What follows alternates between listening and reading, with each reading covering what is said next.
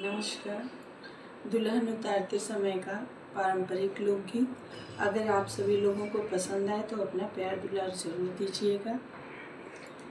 हाथ के सिनुर वालियले अम्मा बाणी ठाड़ हो, खोली बाबू पलकी केवड़िया, खोली बाबू पलकी केवड़िया, मंगिया बहोरी हो, खोल बाबू पलकी केवड़िया, कैसे के खोली अम्मा पलकी केवड़िया हो, मोरे जांघे सूतल बाड़ी सुहवा हमार हो, मोरी जांघे सूतल बाड़ी।